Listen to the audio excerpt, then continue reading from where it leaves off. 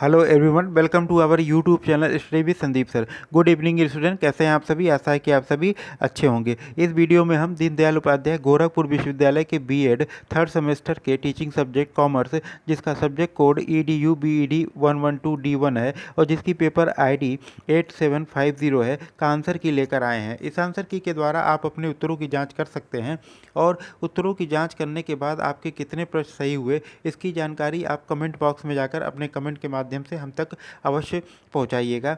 तो आइए, जो आज का प्रश्न पत्र आपका आया हुआ था उसमें हम लोग देखते हैं कि कुल कौन कौन से प्रश्न पूछे गए थे और उनके क्या जो है सही उत्तर हैं। तो आज का जो प्रश्न पत्र है उसमें कुल 40 प्रश्न पूछे गए थे। उसमें से जो पहला प्रश्न है वह है कि उपलब्ध परीक्षण हेतु यानी for achievement test, option A दे कि ब्लूप्रिंट का निर्माण आवश्यक है, ऑप्शन बी ब्लूप्रिंट बनाना जरूरी नहीं, ऑप्शन सी दिया है कि यह शिक्षक के विवेक पर निर्भर करता है, ऑप्शन डी दिया है कि ब्लूप्रिंट बनाना समय की बर्बादी है।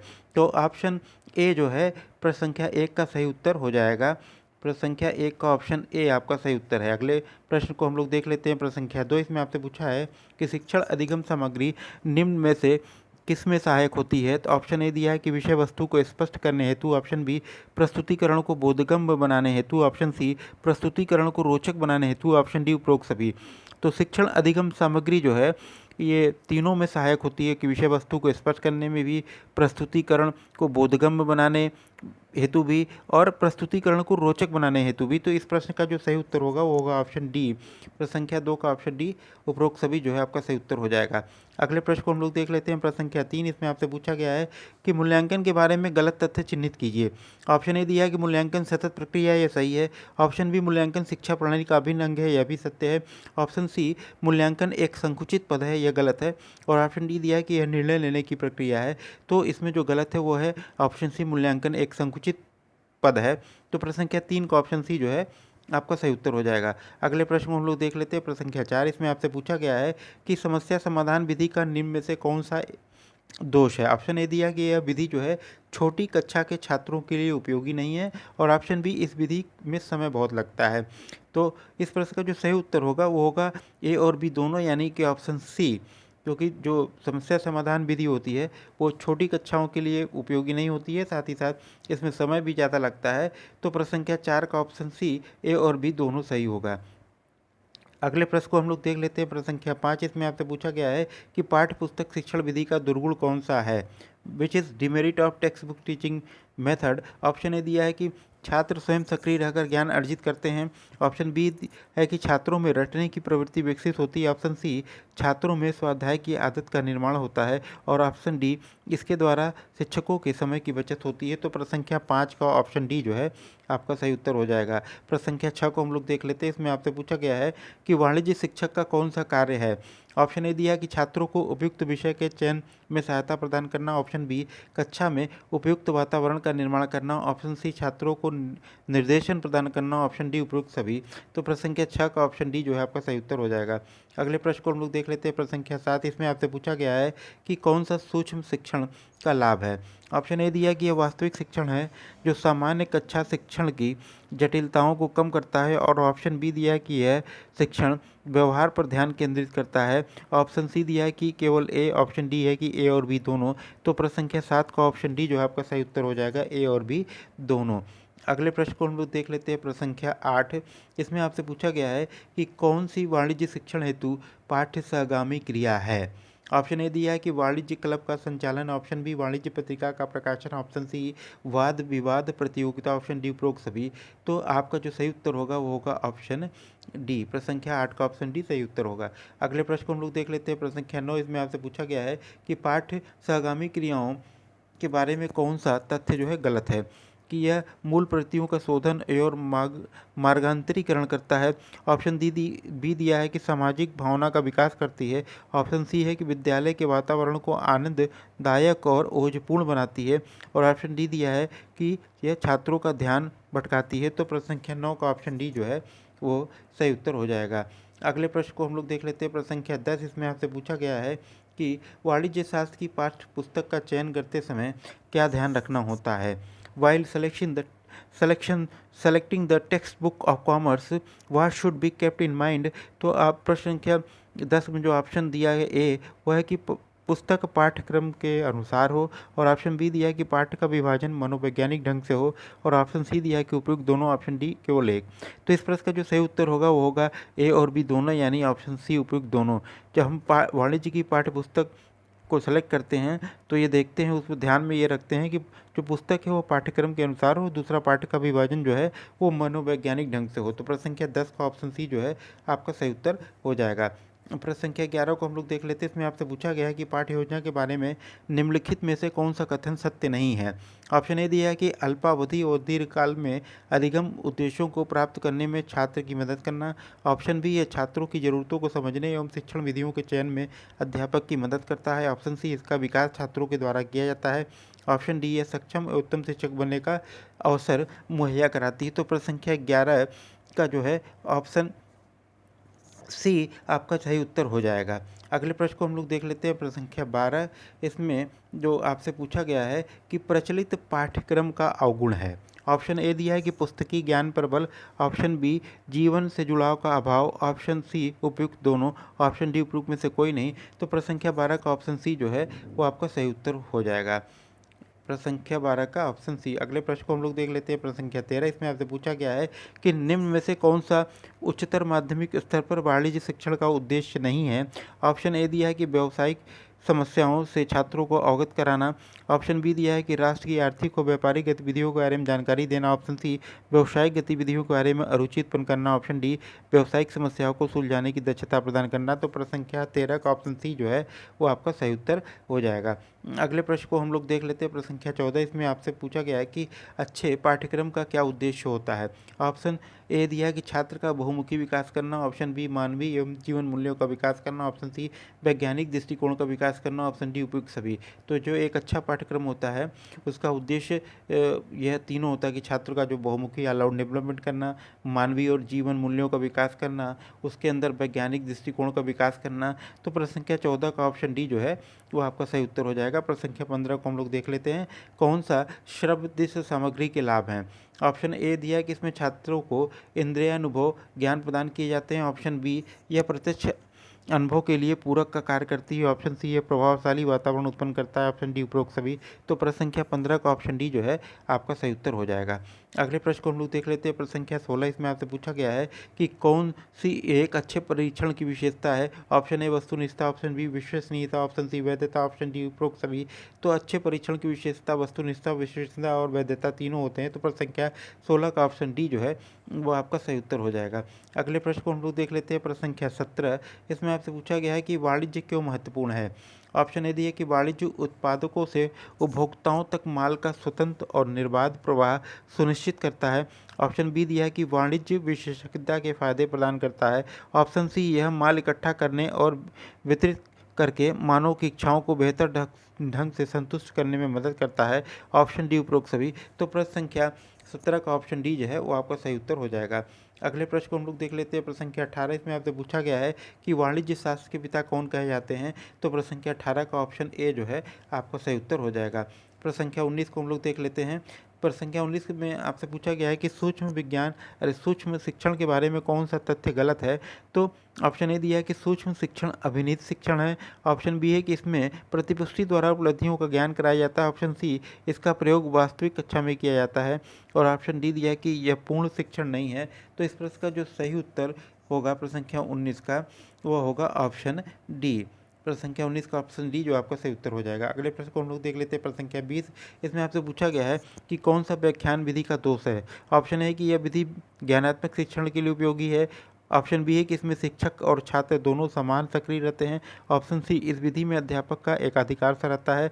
ऑप्शन डी शिक्षण में जो है समय की बचत होती है। तो इस प्रश्न का जो सही उत्तर होगा वो होगा ऑप्शन बी। प्रश्न संख्या 20 का ऑप्शन बी जो है आपका सही उत्तर हो जाएगा। अगले प्रश्न को हम लोग देख लेते हैं, प्रश्न संख्या 21। इसमें आपसे पूछा गया है कि वस्तुओं और सेवाओं को बेचने और खरीदने की क्रिया को क्या कहते हैं। तो वस्तुओं और सेवाओं को बेचने और खरीदने की क्रिया को हम लोग व्यापार कहते हैं। प्रश्न संख्या 21 जो है उसका जो आपका सही उत्तर होगा वो होगा ऑप्शन बी व्यापार। प्रश्न संख्या 21 का ऑप्शन बी। अगले प्रश्न को हम लोग देख लेते हैं, प्रश्न संख्या 22। इसमें आपसे पूछा गया है कि निम्नलिखित में से कौन पूंजीगत व्यय का उदाहरण है। ऑप्शन ए दिया है कि बीमा प्रीमियम, ऑप्शन बी कर और कानूनी व्यय, ऑप्शन सी मूल्यह्रास, ऑप्शन डी मशीनरी के आयात पर कस्टम ड्यूटी। तो प्रश्न संख्या 22 का जो ऑप्शन डी जो है आपका सही उत्तर होगा। प्रश्न संख्या 23 को हम लोग देख लेते हैं। इसमें आपसे पूछा गया है कि वाणिज्य की शाखाओं में मूलभूत कौन सी श्रेणियां शामिल हैं। ऑप्शन है व्यापार और व्यापार के लिए सहायता, ऑप्शन बी व्यापार और लेखा, ऑप्शन सी लेखा और व्यवसाय, ऑप्शन डी व्यवसाय और व्यापार। तो प्रश्न संख्या 23 का ऑप्शन डी जो है वह आपका सही उत्तर होगा। अगले प्रश्न को हम लोग देख लेते हैं, प्रश्न संख्या 24 को।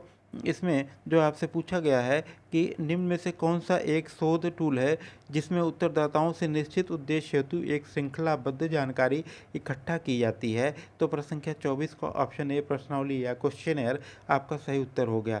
प्रश्न संख्या 24 का ऑप्शन है। प्रश्न संख्या 25 को हम लोग देख लेते हैं कि वाणिज्य शास्त्र की पत्रिका का लाभ है।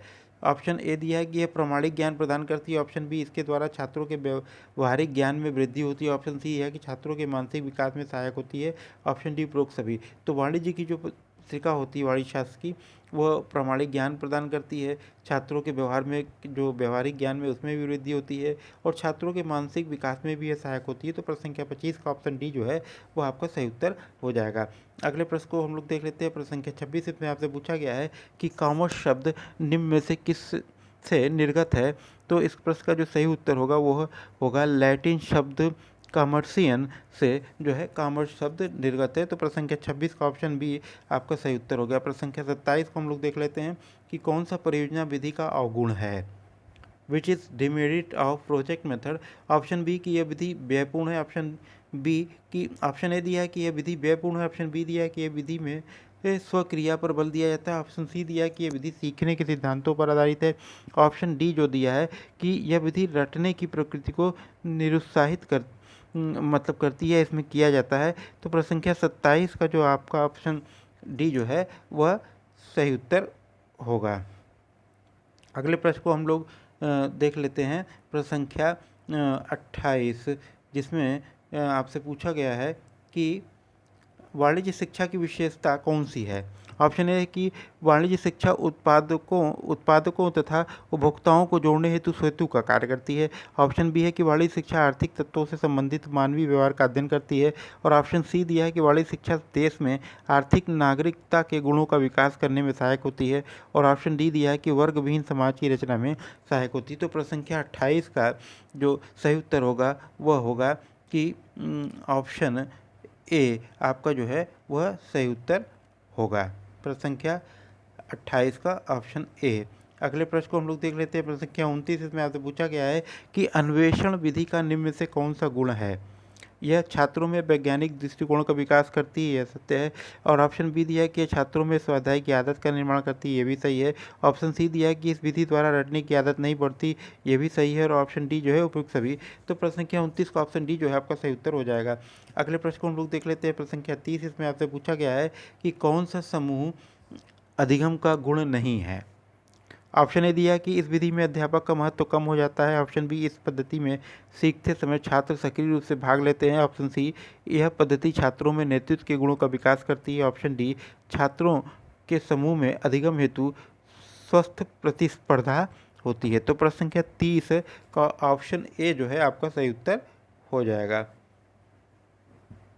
अगले प्रश्न को हम लोग देख लेते हैं। प्रश्न संख्या 31 में आपसे पूछा गया है कि शैक्षणिक दृष्टि से प्रभावी संचालन के उद्देश्य से पाठ्यक्रम का तार्किक और व्यवस्थित विभाजन कहलाता है। तो प्रश्न संख्या 31 में जो ऑप्शन आपके सामने है चारों, उसमें से जो सही उत्तर होगा वो होगा ऑप्शन सी।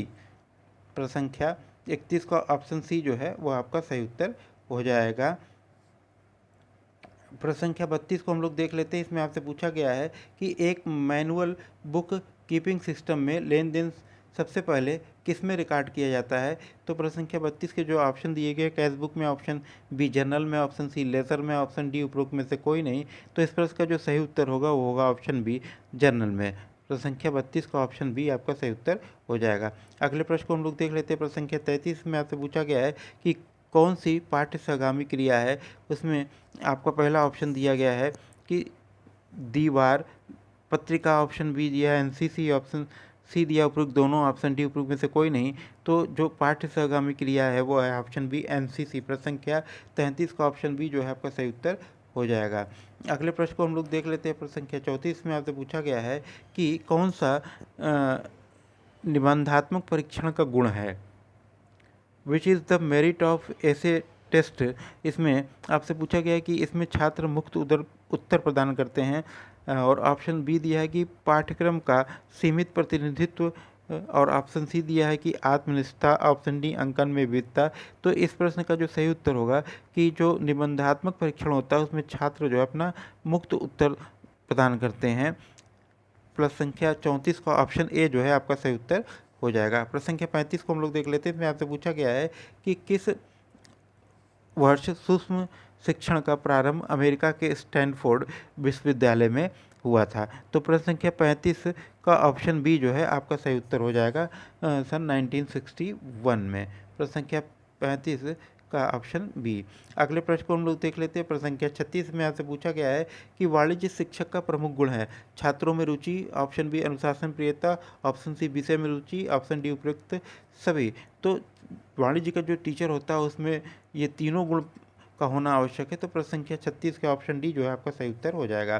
प्रश्न संख्या 37 को हम लोग देख लेते हैं। इसमें आपसे पूछा गया है कि मापन और मूल्यांकन के बारे में कौन सा कथन सत्य है। ऑप्शन ए कि मूल्यांकन मापन की अपेक्षा व्यापक पद है, ऑप्शन बी मूल्यांकन में मापन निहित है, ऑप्शन सी मापन मूल्यांकन का साधन है, ऑप्शन डी उपरोक्त सभी। तो इस प्रश्न का जो सही उत्तर होगा वो होगा ऑप्शन डी। प्रश्न संख्या 37 का ऑप्शन डी जो आपका सही उत्तर हो जाएगा। प्रश्न संख्या 38 को हम लोग देख लेते हैं। इसमें आपसे पूछा गया है कि कौन सी वस्तुनिष्ठ परीक्षण की विशेषता नहीं है। ऑप्शन ए दिया है कि वैधता, ऑप्शन बी विश्वसनीयता, ऑप्शन सी सिद्धांतों का निर्माण, ऑप्शन डी समय की बचत। तो प्रश्न संख्या 38 का ऑप्शन सी जो है वह आपका सही उत्तर हो जाएगा। अगले प्रश्न को हम लोग देख लेते हैं। प्रश्न संख्या 39, इसमें आपसे पूछा गया है कि निम्नलिखित में से कौन वाणिज्य शिक्षण की कौन सी पद्धति नवीनतम है। तो ऑप्शन ए दिया है समस्या समाधान पद्धति, ऑप्शन बी इकाई पद्धति, ऑप्शन सी व्याख्यान पद्धति, ऑप्शन डी परियोजना पद्धति। तो प्रश्न संख्या 39 का ऑप्शन बी जो है वो आपका सही उत्तर हो जाएगा। अगले प्रश्न को हम लोग देख लेते हैं। प्रश्न संख्या 40 को, इसमें आपसे पूछा गया है कि निम्नलिखित में से कौन सी शिक्षण पद्धति परंपरागत पद्धति कहलाती है।